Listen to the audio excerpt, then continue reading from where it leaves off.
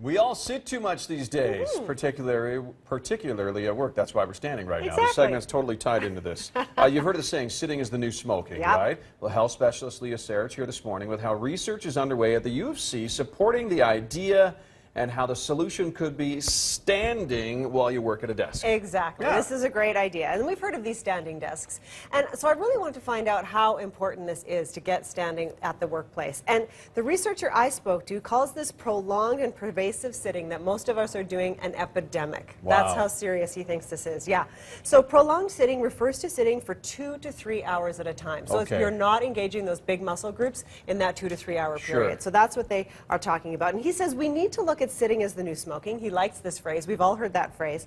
And he likes this analogy because it's similar to the idea of a generational shift that needs to occur. So the same way we thought about smoking a long time ago, we now think, everybody knows, you know, smoking's bad for your health. People don't want to be seen smoking, that kind of thing. He wants this same thinking to apply to sitting, right? He wants this big generational shift. Everyone should be up and moving, right? Exactly, exactly. So he says, basically, until we have an alternative to people sitting at work, it's like handing out cigarettes to people. Wow.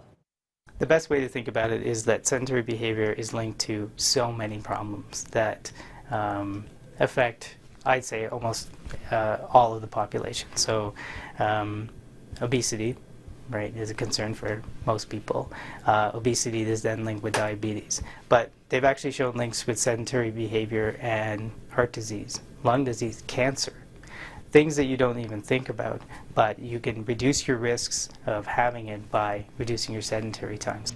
Just by reducing your sedentary time, exactly. So one of the best ways to do this, according to this preliminary research by Professor Sharma, is to stand during the day. They call it break up the day. That's their message. So this research started first with just options like that, what you're seeing right here. So just boxes, right? She's got her monitor and her computer keyboard on a set of boxes. Just $25 US, that's all it costs. And this just allows you to get a feel for it to see if you like it.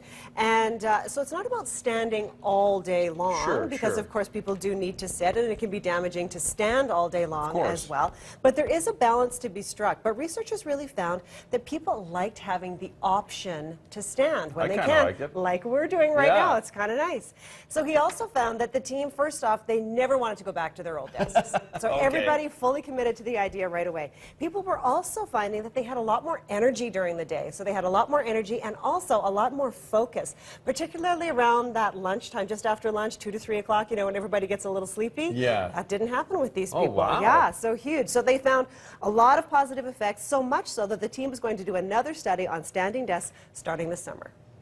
We ran a pilot at a community center in North Calgary, which gave us the confidence to apply for a grant, and we're actually running a study starting this summer at Mount Royal University. I have 2 colleagues, Trevor Day and Dwayne Sheehan, and the 3 of us are running a study by giving out standing desks, and we're going to have 3 different cohorts in the study, and we're going to take both physiological and cognitive measures. Right, so they're going to find out the cognitive effects, and they'll also figure out what exactly is going on in the body when you stand more often.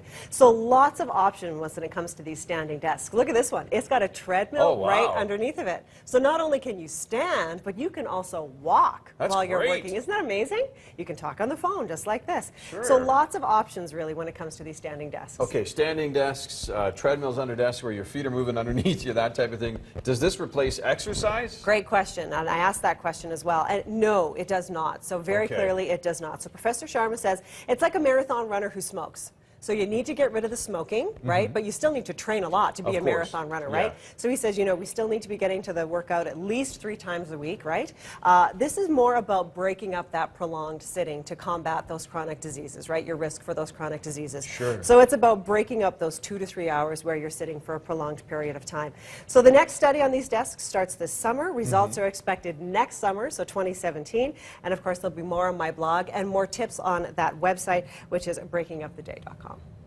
If cognitive function is proven and you're more productive mentally standing, companies are going to be all over this. Right? Exactly, yeah. Very cool. All right, thanks, Leah. You're welcome. Andrew Schultz, you do your